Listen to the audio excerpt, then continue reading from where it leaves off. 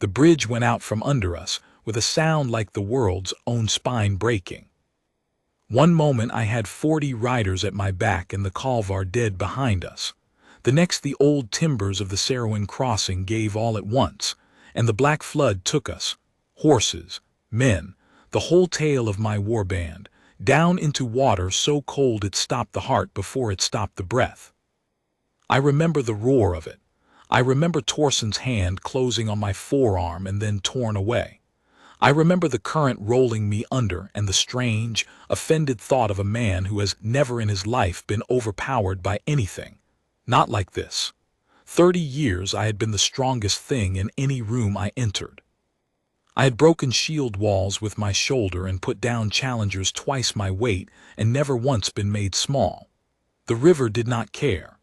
The river took me the way a wolf takes a rabbit, without malice and without effort, and rolled me down into a dark that had no bottom. We were the King's Fang, my 7 sworn shields, the finest fighters the North had raised in 100 years, the band the border packs whispered about and the Kalvar had learned to fear. The ultimate strength of Iron Moon Hold, men called us. We had ridden out to break a raiding line that had been burning the river villages, and we had broken it. We were riding home victorious in the last gray of an autumn afternoon. And a rotten bridge and a swollen river did in one breath what no enemy in a decade had managed. Unmade us, scattered us like sticks. I do not know how long the water had me. Long enough that the cold became a kind of warmth, which I have since learned is the last lie the body tells you before the end. Long enough that I stopped fighting it. There is no shame in me admitting that now. Every man reaches the wall of his own strength eventually, and I had reached mine. I felt the fight go out of my arms. I felt the roar dull to a hum. I thought of my hall with its cold hearth and no one waiting in it, and I thought, with a bitterness that surprised me even then, that no soul on the far bank of my life would grieve me longer than the season. A king is loved for what he holds. Take away the holding, and what is left is only a large, tired man drowning in a river in the dark. Then something caught my collar and would not let go. I want to tell it plainly, because it is the truest thing that ever happened to me, and I have told it wrong 100 times since to make myself sound less helpless than I was. There was no heroic surge, no last burst of a warrior's will. There was a small, hard grip on the back of my sodden cloak, and a woman's voice somewhere above the water saying, over and over, low and furious and calm all at once, "Come on. Come on, you great stubborn thing, come on." An inch by impossible inch, that grip dragging me out of the current and up a shelf of freezing mud while I did nothing at all to help her but breathe.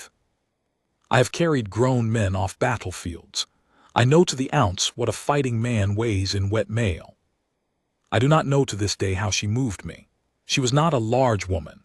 When at last I could see her clearly, she barely came to my collarbone. But she got me up that bank on her knees and her elbows and the flat refusal to let the river have me, and she rolled me onto my side and struck me hard between the shoulders until the black water came up out of me and the air came in like a blade. And then, and this is the part I hold closest, then she did not stop and rest. She went back into the river for the others. I lay in the mud with my chest heaving, and I watched her wade back into that killing water again and again, and haul my men out one by one. Torson first, half drowned and cursing. Then old Bram, who does not curse, and so I knew was near dead by his silence. Then the twins, Odd and Ansel, tangled in one length of rope. Then Ketil. Then Havard, the youngest, whom I had sworn to his mother I would bring home. 7 of my fangs she pulled from the Sarowin that night, and me the last and heaviest of them, and she laid us out in a row on the mud like a strange, grim harvest and moved among us in the dark deciding, I understood later, who could be saved and who could not, and giving the dying no less of herself than the living. I have commanded armies. I have never in my life seen courage like that plain woman on that black bank, and she did it for men she did not know, at a hold she owed nothing, for no reward any lord had promised her, because there were people in the water and she had hands. I did not know her name yet. I did not know she was the one the whole of Ironmoon had spent years agreeing was not worth choosing. I did not know that the stillness settling behind my ribs as I watched her, a quiet I had never once owned in a life of noise and war, as though a door I never knew stood open had softly closed and left me, for the first time indoors. I did not know that stillness was my wolf recognizing, before I ever could, the one soul in the world made to be his.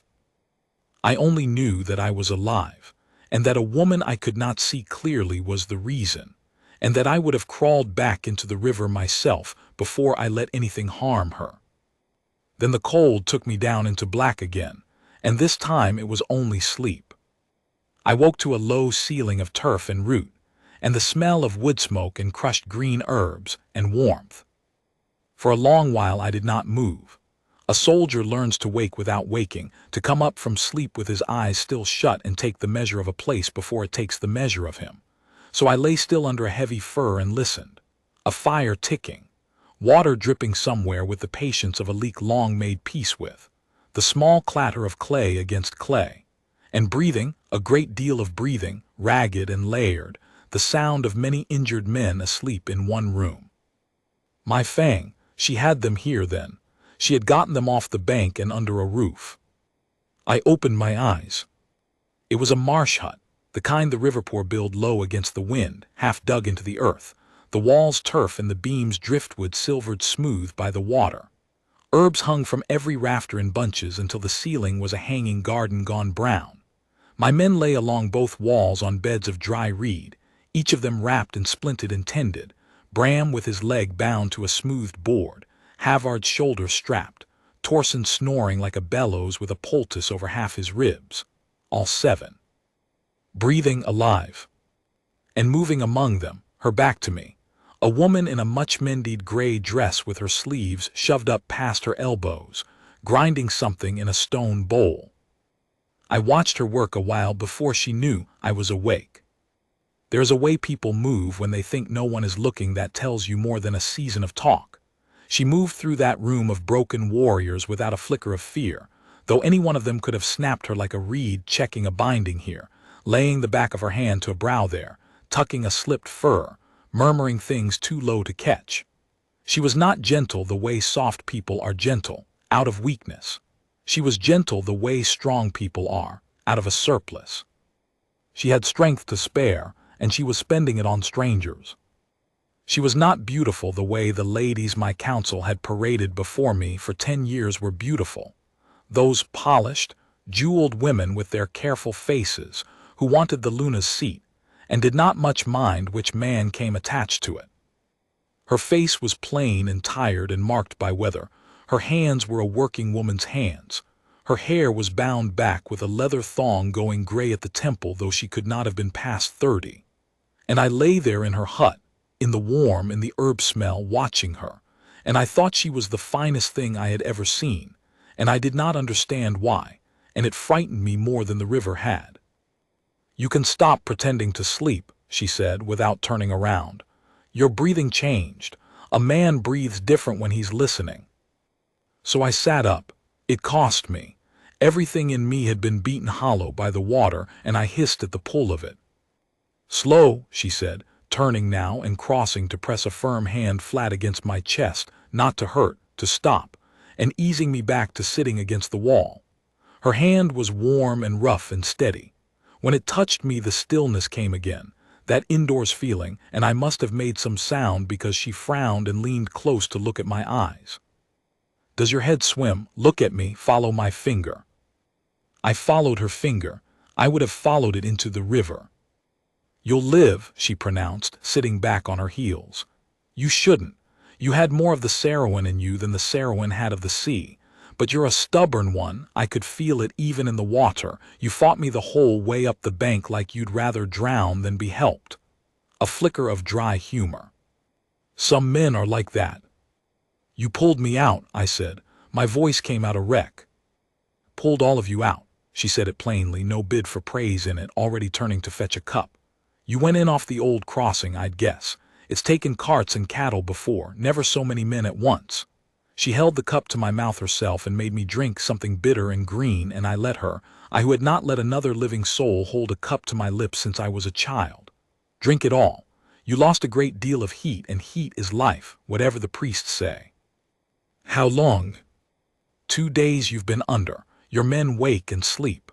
The old one with the leg is the worst. The bone was bad, and I set it as best I could. The young one heals clean. The rest are mending. She said it the way a good captain reports a field precisely, without softening. You're at the marsh edge below the Ironmoon lands. My name's Elira. And you, she said, sitting back and studying me with a healer's frank appraisal, running her eyes over the size of me, the old scars, the ruin of expensive mail she'd had to cut me out of, folded now in a corner. You and your men are fighting men of some lord or other by your steel. Northern make. Ironmoon, most like. And there it was, the moment I should have told her. I want to be honest about why I did not. It was not cunning. I was too weak for cunning.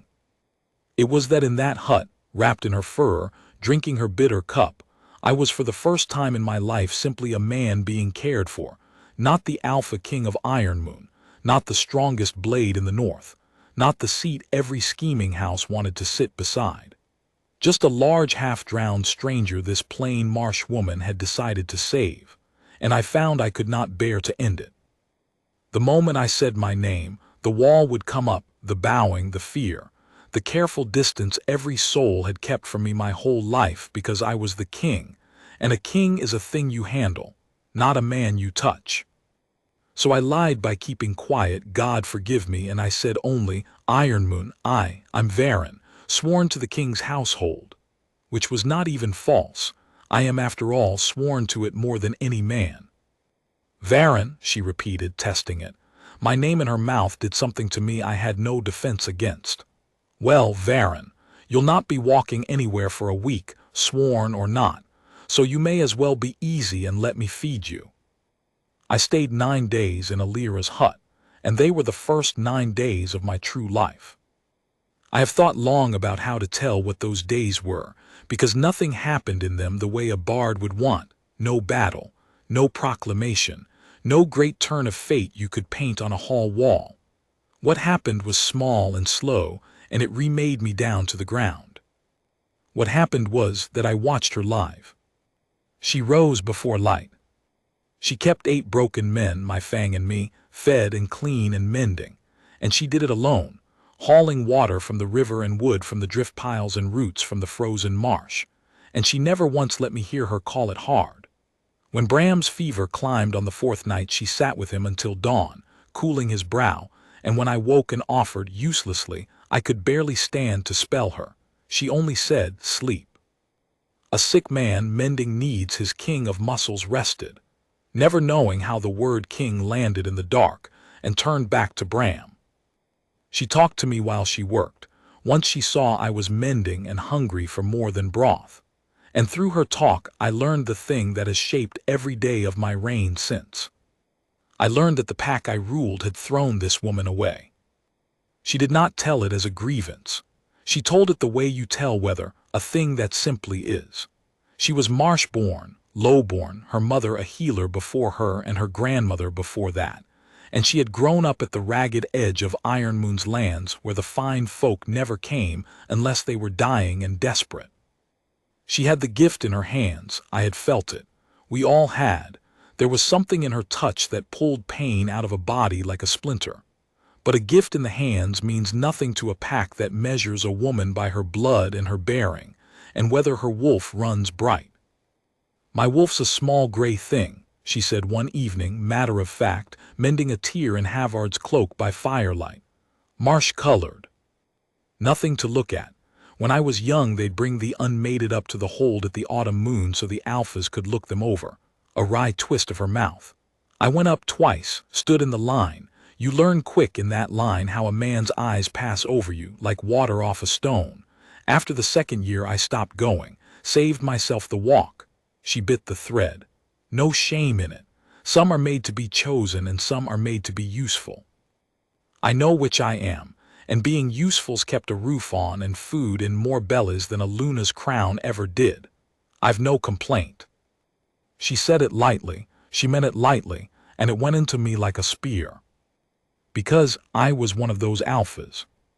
Those autumn moons she stood in the line, worthless in the pack's eyes, passed over like water off a stone.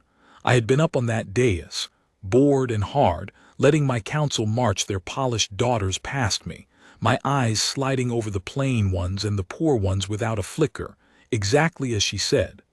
I had never seen her. I was certain I had never seen her, and the certainty shamed me, because it meant that the finest soul in all my lands had stood twice before my own eyes, and I, in all my strength and all my judgment, had looked straight through her. The pack I ruled had a way of seeing, and I had taught it that way, and its way was blind. I said none of this. I could not without saying who I was, so I only asked her carefully, and no man ever in all that time. No simple. No self-pity. Came close once, a riverman good enough, but he wanted a wife who'd move to his brother's hold down river, and I'd not leave the marsh with my mother alive, and by the time she passed he'd married elsewhere, and after a while you stopped counting the years for such things. She looked up at me then, and something in my face must have shown, because she frowned. Don't you pity me, Varen sworn to the household. I'll not have it. I've a good life. I've work that matters. I sleep sound. That's more than most of your fine hold folk can say, I'd wager, for all their crowns. She jabbed the needle back into the cloak. Pities for people who have given up, and I never have. And I understood, sitting there, that I was in the presence of something I had spent my whole life looking for in the wrong places. I had thought strength was the thing I was, the arm, the blade, the pack held by my fist.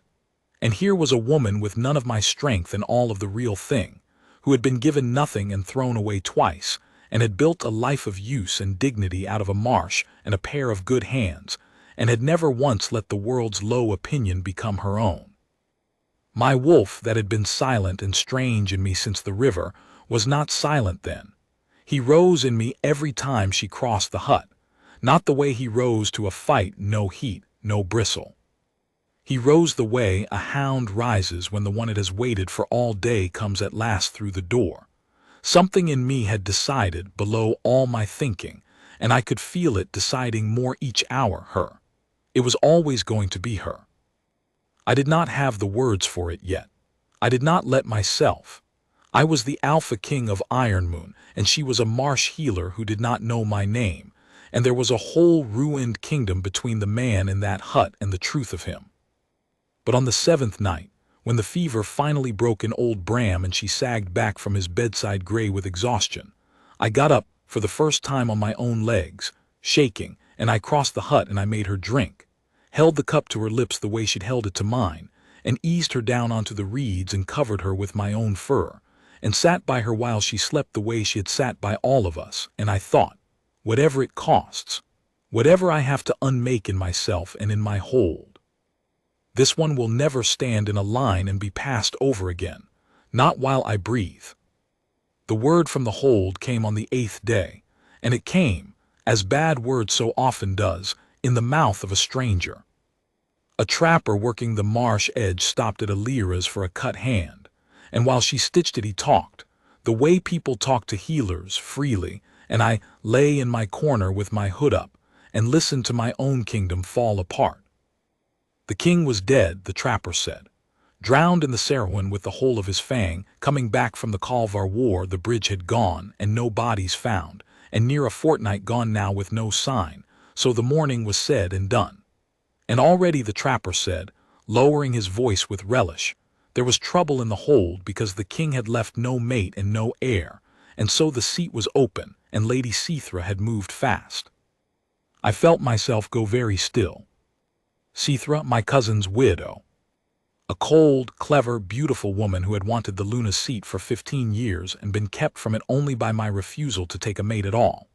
If I was dead with no heir, then by the old law the strongest claim fell to the blood nearest the throne who could hold the pack, and Sithra had spent those 15 years making sure that when the day came, the strongest claim would be hers. She had already, the trapper said, taken the high seat as steward, until matters settle. She had already begun turning out the king's men who would not bend to her and raising up those who would. She had already, he said, spoken of hard seasons coming and a firm hand for the low folk, which every poor soul on the marsh knew to be the sound of new taxes and old cruelties sharpening. Hard on us marsh folk it'll be if she holds, the trapper said grimly, flexing his stitched hand. That one never saw a poor man she didn't want to squeeze. The old king was no gentle soul, God's no hard as his own steel, never wed, never softened, but he kept the peace and he kept the Colvar off us, and there was a kind of rough fairness to him. This one'll have the coppers off a corpse's eyes. He spat. But there's none can stand against her now. The Fang's drowned. The king's drowned. Who's left to say her nay? And Alira, tying off his bandage, said only, "That's a sorry thing," in the voice of a woman who has long since learned that the doings of Holds and Alphas are whether she cannot change and cannot afford to grieve. The trapper went. Alira went back to her work. And I lay in the corner with my kingdom in ruins around a woman who did not know she was harboring its king. Everything in me that was the war chief wanted to rise that instant, to name myself, to march, to take back my seat with my fist as I had taken everything else in my life. Sithra with her claws in my hold, my people already feeling the first squeeze of her, my drowned reputation being used as the doorway for exactly the cruelty I had spent 30 years holding back. The Alpha King in me roared to go. But I looked at Alira, bent over her stone bowl in the firelight, and the marsh quiet held me. Because I saw, all at once, what I would be walking back into. I would go back to the hold and I would be the king again, and the wall would come up, and I would spend the rest of my days exactly as I had spent them before the river, the strongest man in every cold room, held and feared and handled, and never once simply cared for. I would win back a kingdom and lose the only 9 days of my life in which I had been a man. And I saw, too, and this is the thing that shames me, and I set it down anyway, that a smaller, meaner part of me wanted to stay drowned, to let Varen sworn to the household be the whole of me, to let the king stay dead and keep the healer. It was Alira who cured me of that, though she never knew she did it.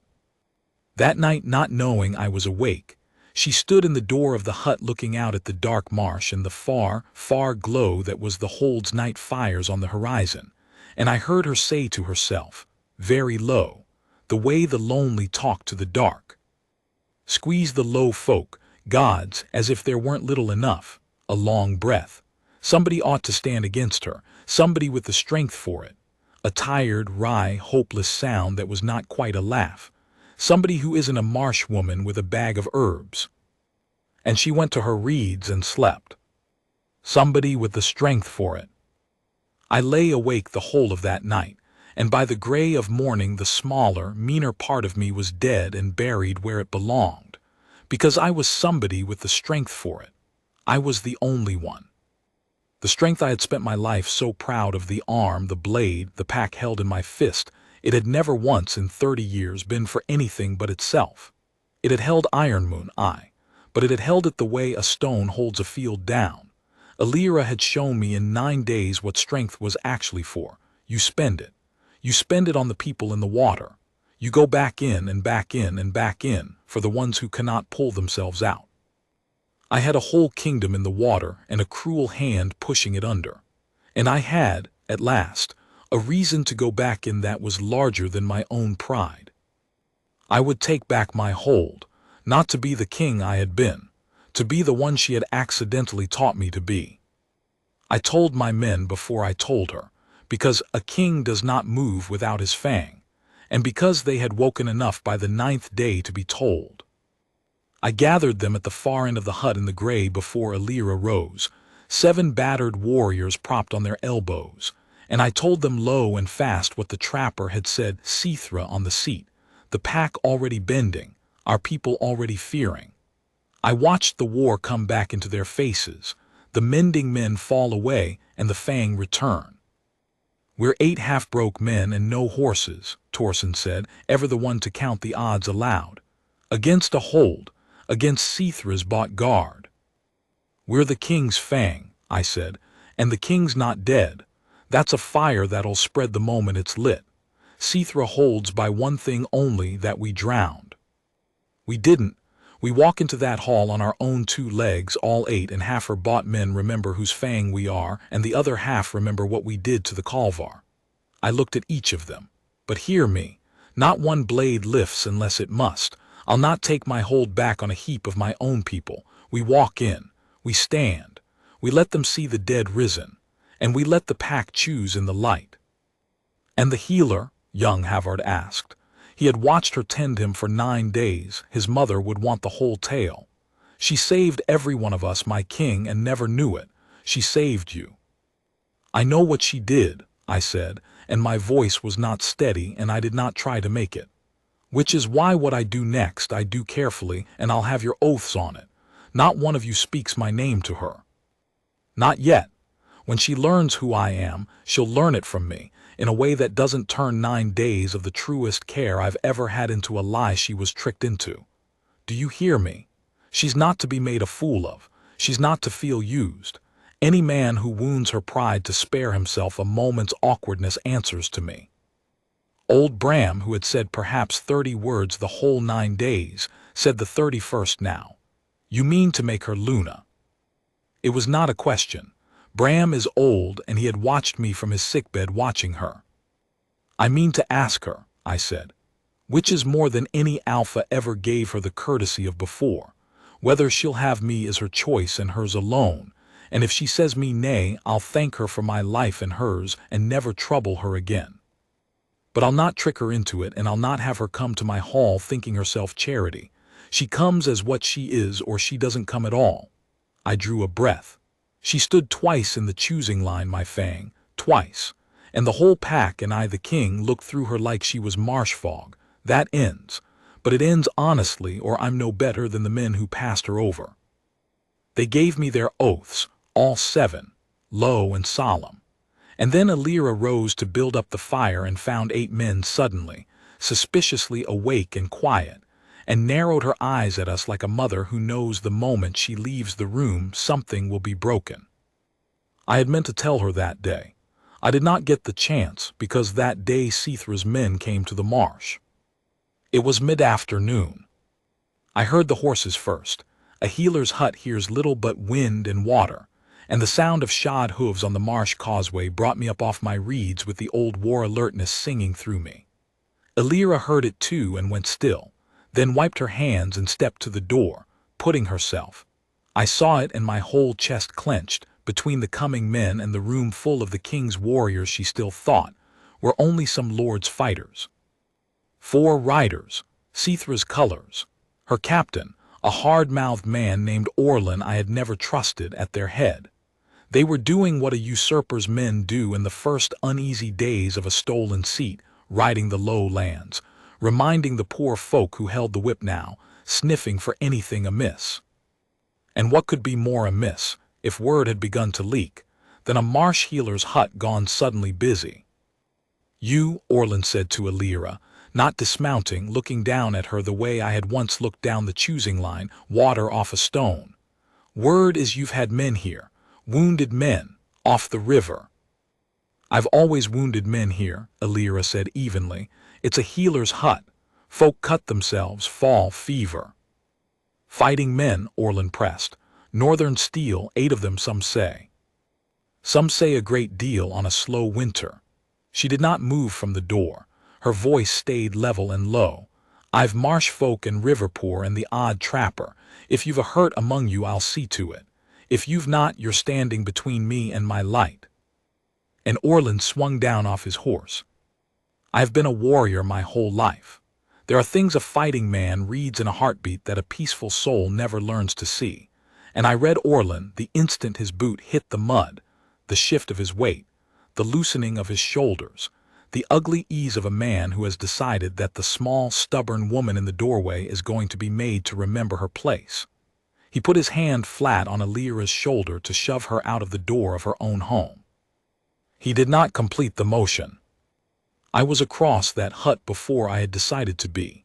9 days broken by the river, and I do not think I have ever moved faster in my life. I came out of the low door behind her, and I closed my hand over Orlan's wrist before it could push her, and I did not crush it, though I could have. I simply held it, and turned it back off her shoulder, and set myself between them, and let the man look up into the face of the king he had helped bury. I watched it happen in his eyes, the bafflement, a huge shabby stranger in a healer's hut, then the doubt, then the blood going out of his face as the beard and the mud and 9 days' ruin resolved under his stare into a face every man in Ironmoon had knelt to. His voice failed. He stepped back and his 3 riders behind him had gone rigid in their saddles. "You're dead." I was cold and wet, I said. "It's a different thing." I did not raise my voice. "I have learned that true strength rarely needs to. You put your hand on this woman, Orlin." This woman pulled the king of Ironmoon and the whole of his fang out of the Sarwin with her own 2 hands, while your new mistress was measuring my hall for her drapes. You do well to take that hand somewhere it can learn better manners. And behind me in the door of the hut, I heard Elira make a small sound, not fear. Understanding, arriving all at once and terrible. The king of Ironmoon, the whole of his fang. Varen. Orlin was already backing to his horse, and his men with him. The whole balance of that marsh flipped in a breath. 4 armed riders fleeing a hut of 8 half-healed men, because of one word, because of who I was. "The hold will hear the king lives," Orlin babbled, scrambling up. "Lady Cithra." "Yes," I said. "Ride hard. Tell her exactly what you saw. Tell her the king is coming home on his own 2 legs with his fang beside him and a reckoning behind his eyes. And tell her," I let my voice drop and even Orlin's horse shied, "tell her the first account I'll want settled is the state in which I found my people. Now go." They went. The hoofbeats dwindled across the causeway and were gone. And I turned around in the sudden marsh quiet to face the woman whose life I had just changed and whose trust I had just spent, and found her standing in the door of her hut looking at me as though the ground had opened. "Elira," I said. "Don't." She had one hand flat on the doorframe. Her face had gone white and then flushed, and I could see her going back over 9 days at a gallop, every cup of broth, every hour by Bram's bed, every plain word she'd said to Varen, sworn to the household about standing twice in the choosing line and being passed over like fog.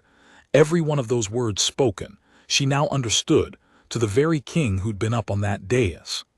"Don't you dare speak soft to me. You lied." "I never spoke a false word to you," I said low. "My name is Varen.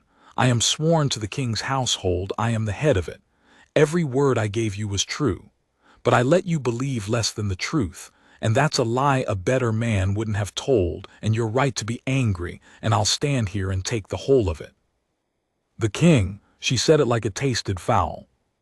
Her hands had begun to shake, not with fear, I saw, with the awful vertigo of a person realizing that the one place in the world where she had felt safe and equal had been, all along, something else entirely. "I pulled the king out of the river. I sat here for 9 days and told the king of Ironmoon that being useful's better than being chosen, and that pity's for people who have given up. And gods, I made you drink your broth. I scolded you like a—" her voice cracked and she stopped, and I watched her pull herself back under control the way she'd pulled herself out of 100 hard mornings, jaw tight, spine straight. "And now you'll go back to your hold and your war, and the marsh will say the king himself lay in Elira's hut and never even," she cut it off. "Get out. Take your men and your name and get off my marsh. You've a kingdom to steal back. You don't need me. You never did. You needed a pair of hands, and mine were the ones in the water. And that, you never did, that was the thing I could not let stand. Because it was the exact lie the whole world had told her all her life, and I would sooner have gone back into the Sarwin than let her keep believing it." "No," I said, and I stepped toward her, and something in my voice stopped her turning away. "You have it backwards, Elira, and I'll not leave this marsh until you have it right, so you may as well hear me out." I did not touch her. She had had enough men decide what to do with her body without her leave. I would not be another. I stood an arm's length off, in the mud, the king of Ironmoon with no crown and no cloak and 9 days' beard, and I said the truest thing I have ever said to anyone. I have been the strongest man in the North for 30 years, I said. I have never once been overpowered. Not by a man, not by an army. Then a river took me like I was nothing, and I felt the last of my strength go out of my arms, and I made my peace with dying. And do you know what I thought, Elira, sinking in that black water? I thought that not one soul on the far side of my life would grieve me past the season. A king is loved for what he holds. I had held Iron Moon in my fist for 30 years, and I had let no living person close enough to grieve the man. I was going to drown, and I understood in that moment that I had never once been held, not the crown me, never once in my life been simply cared for by someone who wanted nothing off me. Her eyes had not left mine. And then a hand caught my collar, I said, and would not let go, and a woman I could not even see dragged me up out of that river cursing me for a stubborn thing, and then Elira, she did not stop to rest. She went back in, for my men. 7 more times she went into the water that near killed me for strangers for no reward because there were people in it and she had hands. I have commanded armies. I have never in my life seen strength like yours on that bank.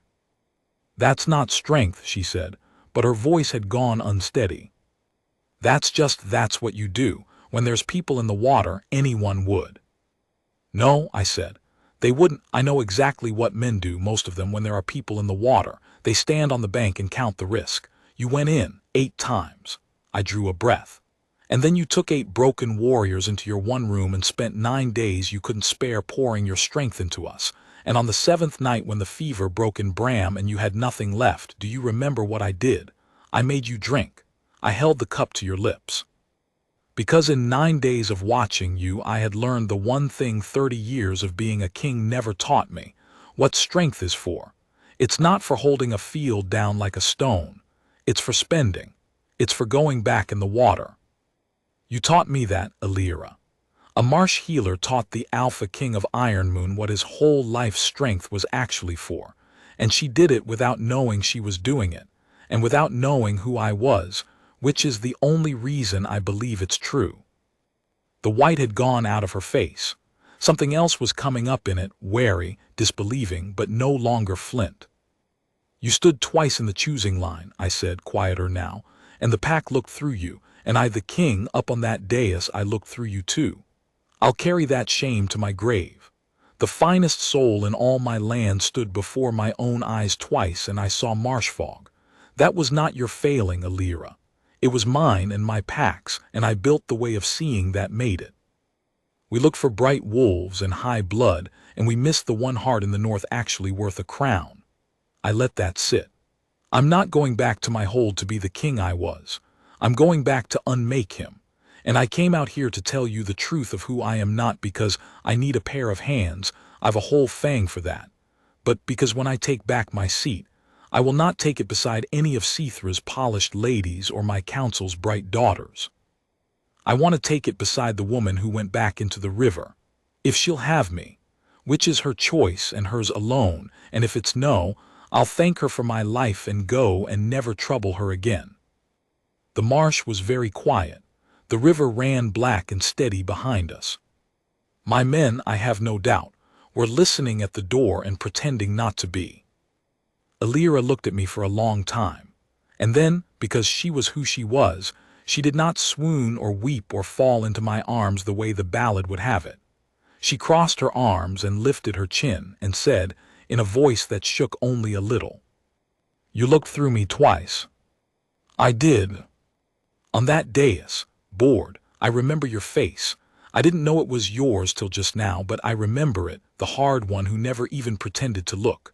I went home the 2nd year and I told myself I'd stop caring what a man on a dais thought of me, and it took me a long while to make that true.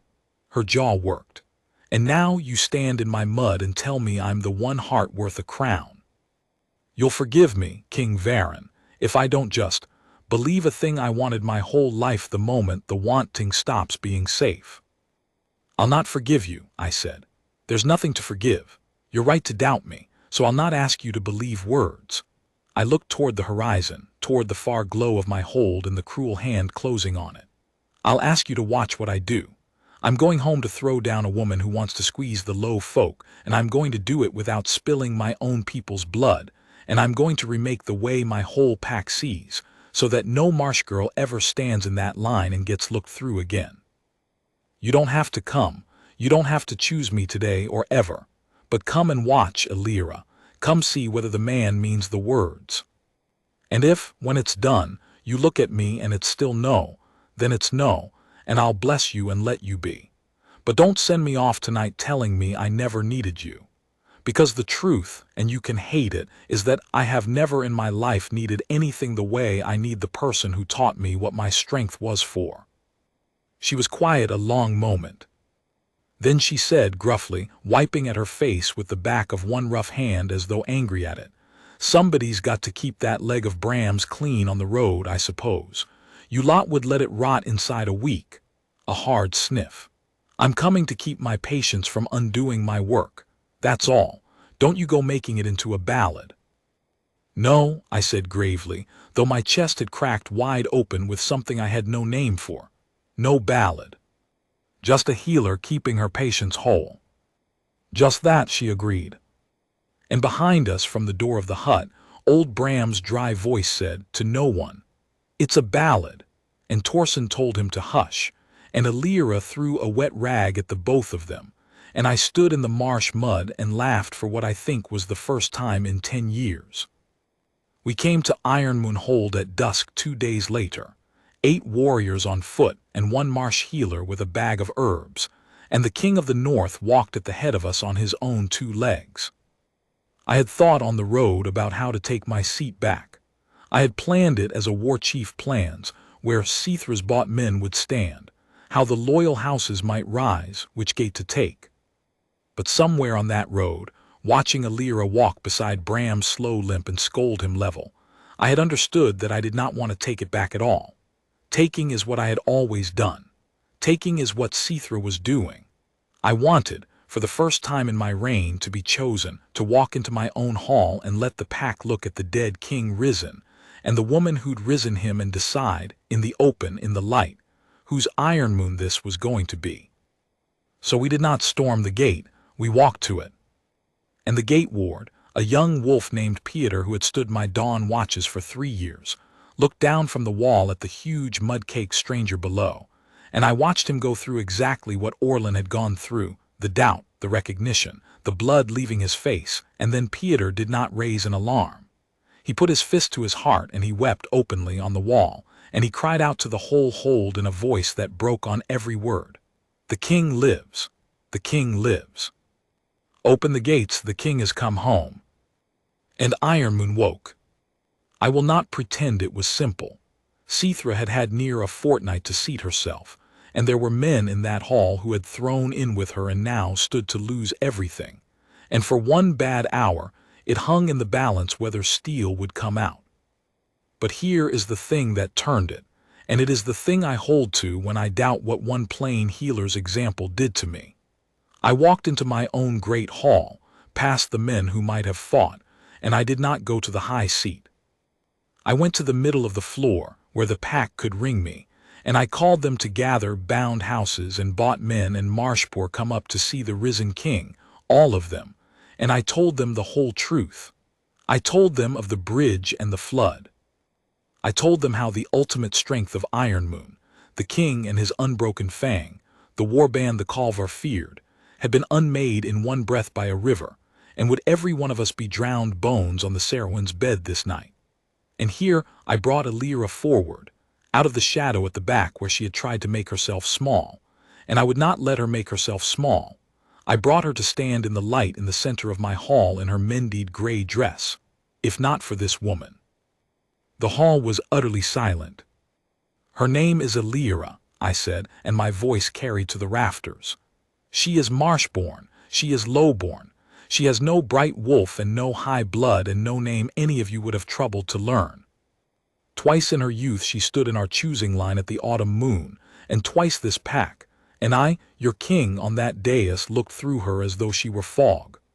I turned slowly, and I made them meet my eyes house by house. And 10 days ago that same woman, that fog we could not be troubled to see, went 8 times into the flood that killed us and dragged your king and his whole fang out of the water one by one, and kept us 9 days on her own bread and asked nothing, and did not even know whom she had saved. The strength this pack has always measured, the arm, the bright wolf, the high blood, none of it was in the water that night. Only hers was. Only she went in. I saw it move across their faces, shame in some, wonder in more. In the marshpoor at the back, come up to gawk at a king, something I had never once put in the face of my low folk before, a fierce, astonished pride, as one of their own stood lit and honored in the heart of the great hall. And then Sithra, who had held her tongue too long, made her one mistake. She came down off the high seat, my seat, in her fine dark gown, and she was clever and cold and beautiful and utterly certain of the way the world was ordered, and she said, in a voice pitched to be reasonable, to remind the hall of what everyone knew, "A stirring tale, cousin, and the woman shall be rewarded, of course, a healer of the household, a purse, a warm hut, whatever's fitting for such service. We are grateful to the creature. But let us not lose our heads over a marsh girl's lucky night. There are matters of the succession, of blood, of what is seemly. The seat of Ironmoon is no place for river mud, however brave, and I think when the pack is calm it will agree that." "The creature," I said. The hall went so quiet I heard the torches. "You called her the creature." I did not raise my voice. I walked toward Sithra across my own floor, slow, and I watched her cleverness begin for the first time to flicker with fear. "You, who measured my hall for your drapes while I lay drowning. You, who sent Orland to shove that woman out of the door of her own home. You would give her a purse and a hut, whatever's fitting for such service, and send her back to the marsh and call that gratitude." I stopped before her. "You have told this hall exactly who you are, Sithra, and exactly how you'd hold my people if you held them. You'd squeeze the low folk. You'd give a hero a copper and a pat and send her out of the light. You look at a lira and you see river mud." I turned my back on Sithra, the deepest contempt one alpha can show another, and I looked at my pack. I look at her, and I see the only person in this hall who, when there were people in the water, went in. And I have decided which of those two ways of seeing is going to be the law of Ironmoon from this night. I did not throw Sithra down with my fist. I did not have to. A pack chooses the strength it wants to be ruled by, and I had just shown them two strengths standing side by side, hers, that hoards and squeezes and sends heroes back to the marsh with a copper, and Alira's, that goes into the flood 8 times for strangers, and I had asked them without asking, which one they wanted their king to honor. The bound houses were already turning from Sithra. Her bought men were already stepping back from her, reading the room the way bought men do. By the time I had finished speaking, she stood alone in the center of a hall that had, without a blow struck, simply withdrawn from her, and there is no exile colder than that. She left Ironmoon within the week, and she did not squeeze anyone again, and that is the last I will spend on her, for she is not what this story is about. This story is about what I did next, which was to turn to Alira in the light of my hall, before the whole assembled pack, and go down, the Alpha King of the North, who had never knelt to anything, onto one knee in front of a marsh healer in a mendied gray dress. The gasp went round the hall like wind through wheat. "Alira," I said, and I did not care that my voice was not a king's voice just then, that it shook. "I'll not do this in a shadow, and I'll not do it in a whisper, because you've had a lifetime of being asked for small and dark corners, and you'll not have it from me. I'm asking you here in the full light before every soul who ever looked through you, so that if you say me yes, no man in the North will ever be able to pretend it wasn't real, and if you say me no, they'll all have seen a king ask and be refused and know you had the right of it. I have a whole kingdom that needs remaking, and I cannot remake it into a fair thing without the one person who already knows what fair is. Be my Luna, not for your blood, which I don't care a copper for. Not for any hidden crown, you've none. You're marsh-born and low-born, and it's the making of you, not the shame of you. For your 2 hands and your straight spine and the 8 times you went into the water. Rule this pack beside me and teach it to see the way you see, so that no soul in Ironmoon ever stands in a line again and gets looked through. That's what I'm asking. Will you have me, Alira?" And Alira, who did not swoon and did not weep, looked down at the king kneeling in front of her, and then looked around at the whole hall of the pack that had thrown her away twice, and she was quiet for a long, long moment. Then she said, and only I was close enough to hear the tremble under the level of it, "You understand I'll not stop keeping the hut. Folk on the marsh still need a healer, and a Luna's crown doesn't set a bone." "I'd not ask you to stop," I said. "I'll ride out with you and carry the bag. And I'll not have you making the low folk small, any of them, ever. I'll be watching. I'm counting on it. And no ballads." "That," I said, "I can't promise, because Bram's already writing one and I've no authority over Bram." And Alira laughed that startled, cracked-open laugh, and put her rough healer's hand into my scarred fighter's one and said, "Then get up off my hall floor, you great stubborn thing, before you undo all my good work on your ribs." And the pack of Ironmoon roared until the rafters shook, and the marshpoor at the back wept and cheered loudest of all. And I rose with her hand in mine, and I understood that I had at last, at the age of 40 and after a lifetime of taking, been chosen. That was 11 years ago.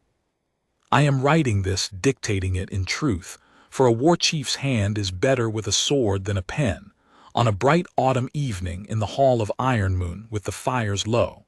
Alira is across the room. She has just come in from the marsh with mud to her knees and a sack of late roots, because 11 years the Luna of the North, and she has never once let a season pass without keeping the hut. And last week she set the broken arm of a river child whose mother stood in this very hall as a girl, and was passed over in the choosing line.